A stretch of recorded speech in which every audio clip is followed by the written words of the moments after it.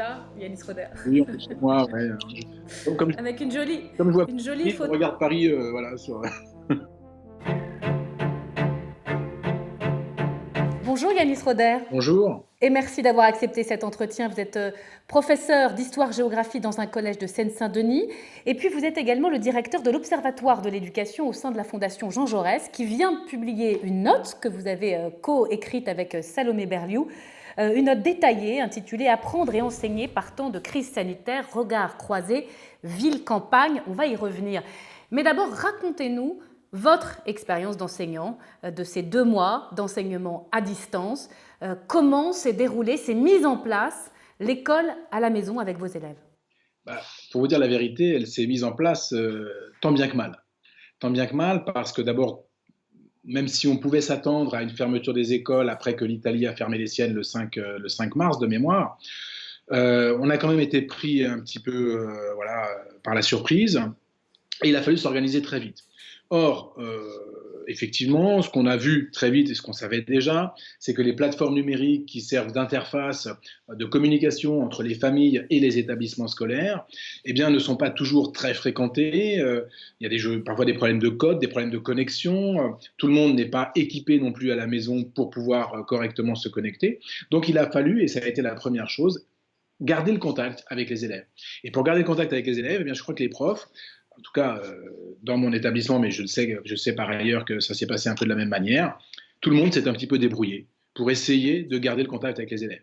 C'est-à-dire qu'on s'est un petit peu assis, il faut le dire quand même, sur le RGPD, hein, donc le règlement de la protection sur la protection des données, et on a constitué des listes WhatsApp, des mail lists, des groupes Telegram, etc. Parce que les enseignants n'ont pas le droit d'accéder aux données personnelles, aux coordonnées précises. Bien sûr que non, c'est formellement interdit. Sauf que là, il fallait absolument garder contact avec les élèves. Or, comme je vous l'ai dit, les interfaces ne sont pas toujours fréquentées. Le réflexe n'est pas nécessairement acquis ni par les parents ni par les élèves. Donc il a fallu bricoler. Il a fallu bricoler.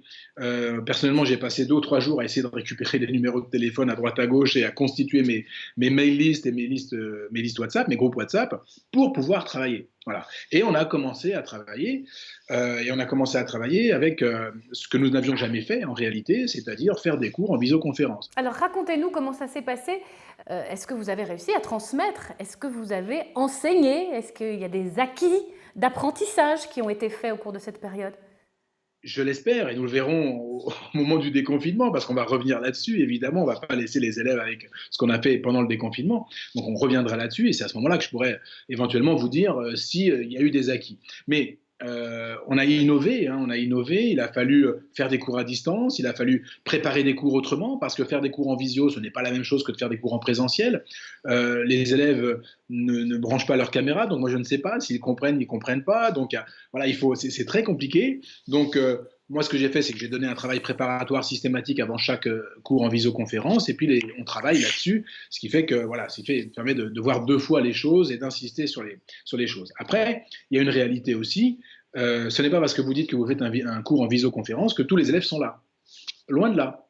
Loin de là, puisque alors j'ai plusieurs classes, mais j'ai une classe, par exemple, qui suit très régulièrement, avec 15 à 16 élèves présents sur 22. Hein. C'est un collège qui est classé en zone d'éducation, enfin en réseau d'éducation prioritaire, donc on a une limite à 23 par classe. 15 à 16 présents systématiquement à chaque cours. Et puis j'ai une autre classe où c'est beaucoup plus compliqué, où j'ai eu par exemple lundi dernier un cours à 6 élèves. Voilà, ça veut dire qu'il me manquait les 3 quarts, pratiquement les 3 quarts des élèves. 3 quarts d'élèves avec qui vous avez perdu complètement le contact ou partiellement? Non, partiellement. C'est-à-dire que dans ces classes, en général, j'ai et l'établissement qui a cherché par l'intermédiaire de ce qu'on appelle la vie scolaire, hein, les CPE, et puis par l'échelle d'établissement, d'entrer en contact avec les familles. Eh bien, certaines familles n'ont pas répondu ou les élèves ne répondent pas. Là, on peut estimer à un quart, voire peut-être 30% des élèves qui ont décroché, qui ne donnent plus signe de vie ou alors qui ne rendent aucun devoir et qui ont complètement scolairement décroché. C'est énorme comme chiffre, je me permets de le souligner. Vous l'expliquez comment? Alors, je l'explique d'abord parce qu'on appelle la fracture numérique. Évidemment, j'ai des élèves qui n'ont qui n'ont pas de connexion, qui n'ont pas de matériel. Le collège a prêté du matériel, mais les connexions ne sont pas là. Certains de mes élèves suivent sur un téléphone portable. Le téléphone portable, c'est peut-être celui de papa ou de maman qui peut en avoir besoin. Le manque d'équipement aussi, parce que quand on a un seul ordinateur et qu'on a 3 ou 4 frères et sœurs qui sont eux aussi scolarisés, eh bien, il faut se partager l'ordinateur. C'est très compliqué tout cela. Ça, c'est la première chose. La deuxième chose, c'est qu'il faut savoir aussi que mes élèves, ce sont les enfants des gens qui sont en première ligne aujourd'hui et qui assurent la logistique, nous permettant à nous d'être confinés. Ce sont les gens qui travaillent dans les supermarchés, dans la logistique, dans le transport, et ces gens se lèvent très tôt le matin et vont travailler toute la journée. Ils laissent leurs enfants seuls, ce qui est logique. Et bien ces enfants, la journée, ils sont livrés un peu à eux-mêmes. Je vais vous faire écouter Édouard Philippe. Il a eu une expression très forte au Sénat. 5 mois de décrochage scolaire pour des milliers de jeunes, des dizaines de milliers de jeunes, c'est probablement une bombe à retardement. Le Premier ministre inclut évidemment les 2 mois de vacances dans ces 5 mois. Est-ce que vous êtes d'accord? Oui, l'expression est très forte et je crois que le Premier ministre a raison de tirer le signal d'alarme. Parce que d'aucuns vous diront 3 mois sans apprentissage, ce n'est pas grave. Dans l'absolu, ce n'est pas grave, on est d'accord.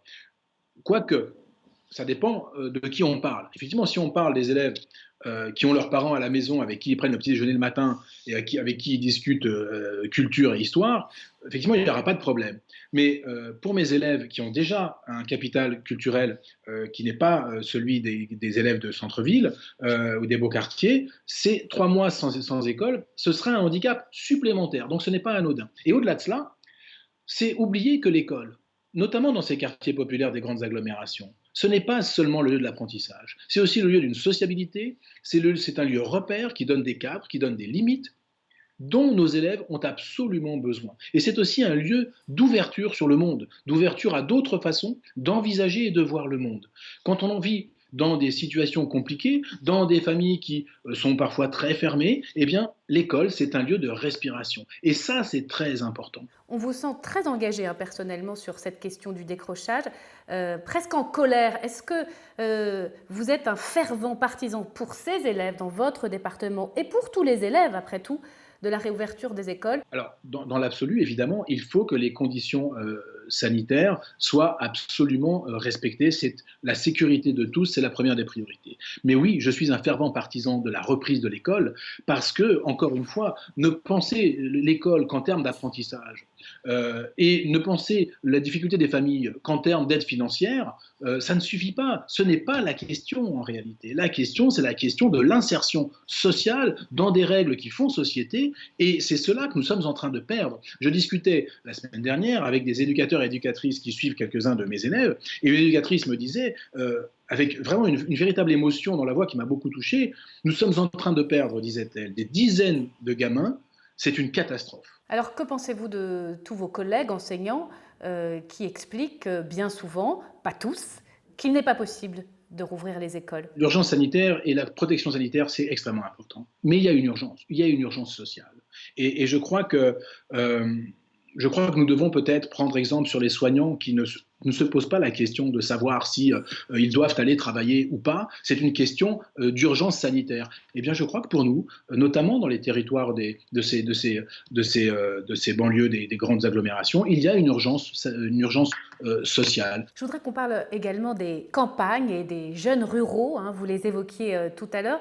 On dit beaucoup que le confinement accélère les inégalités. La fracture numérique, elle pèse aussi lourdement pour ces élèves, ces étudiants qui vivent dans des zones enclavées. Quand on est en zone rurale, en zone de montagne, moyenne montagne par exemple, il y a des zones qui sont blanches et qui n'ont pas de connexion Internet. Ça devient très compliqué pour l'enseignement à distance, même pour recevoir aujourd'hui les devoirs et les cours, puisque tout est envoyé par Internet. Quand ça fonctionne mal, c'est très compliqué. Donc il y a d'abord cette fracture numérique qui est quand même très importante.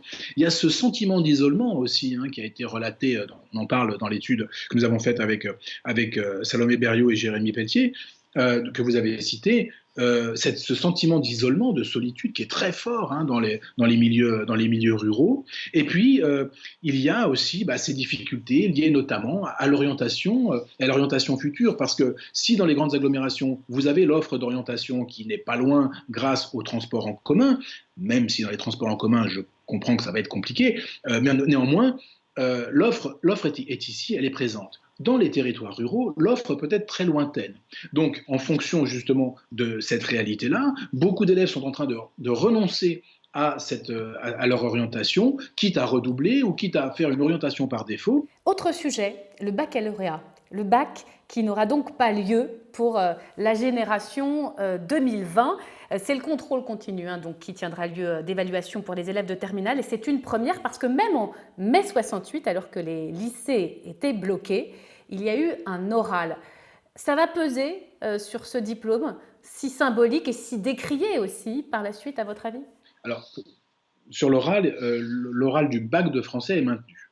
C'est l'oral, effectivement, en terminale qui est supprimé. Alors, est-ce que ça aura un impact ? Écoutez, je ne le crois pas, tout simplement parce que il faut savoir, d'abord en 1968, le taux de bacheliers était beaucoup, beaucoup plus faible qu'aujourd'hui. Aujourd'hui, le bac, qu'il soit professionnel, général ou technologique, on connaît les chiffres, on est à plus de 85%. Donc, le bac, aujourd'hui, et c'est pour ça qu'il y a eu cette réforme menée par le ministre Jean-Michel Blanquer, il a été un petit peu déconsidéré, il est un petit peu dévalorisé. Donc je ne suis pas sûr que le fait que ce bac, cette année, ne soit pas soumis à un examen final change le regard que nous avions globalement sur le baccalauréat. Et les parents qui ont dû faire de la continuité pédagogique et parfois qui ont réalisé, au fond, la difficulté de la tâche de l'enseignant. Vous en sortez grandi à leurs yeux, vous pensez ? Je l'espère, parce que ce que nous avons pu, ce que j'ai pu voir, ce que j'ai pu constater, c'est le fort engagement, d'une manière générale, du corps enseignant dans cette continuité pédagogique. Avec les moyens qui étaient les siens, avec les déperditions dont nous avons parlé, c'est une évidence, mais les professeurs se battent même encore aujourd'hui pour rattraper les élèves qui ont tendance à lâcher. Donc je vois cet engagement. Je vois aussi qu'en fonction des milieux, on n'a pas forcément la même attitude. Je vois combien les parents sont reconnaissants en Seine-Saint-Denis du travail fourni par les enseignants. Et puis je peux voir aussi dans certains quartiers parisiens, par exemple, des associations de parents d'élèves qui se plaignent que la prof machin ou le prof bidule n'a pas donné des devoirs toutes les semaines, etc., sans tenir compte de la réalité du confinement. C'est-à-dire que les enseignants, ils ont parfois aussi des enfants en bas âge dont ils doivent s'occuper. Qu'est-ce qu'il faudra garder de toute cette expérience ou surtout ne pas conserver ? Moi, je crois que la grande leçon, c'est de travailler, de faire réfléchir sur justement l'urgence sanitaire. Et la situation d'urgence sanitaire, c'est-à-dire la situation de confinement. Rien ne nous dit que dans les 20 ans qui viennent, nous ne revivrons pas une expérience telle que celle-ci. Donc, nous avons dans les établissements scolaires des protocoles pour l'incendie, des protocoles pour les risques d'attentats, depuis peu. Je crois qu'il faut mettre en place des protocoles d'urgence liés à l'urgence sanitaire. Et ça veut dire, par exemple, avoir connaissance de l'équipement de chaque famille, du lien de chaque famille avec le numérique, et que les établissements soient équipés pour venir en aide à ceux qui n'ont pas les moyens de s'équiper. Et finalement, d'un mot, rien ne remplace le contact physique entre l'enseignant et l'élève ? Je crois que cette période de l'école en confinement, l'école à la maison, a mis un terme à la discussion sur les bienfaits du numérique dans le pédagogique. Voilà, je crois que rien ne vaut la présence et le lien physique qu'on a dans les classes, parce que c'est là que se construit l'échange pédagogique, c'est là que se construit l'enseignement. Le numérique, c'est un plus, mais ça ne peut être qu'un plus. Merci infiniment, merci Yanis Roder.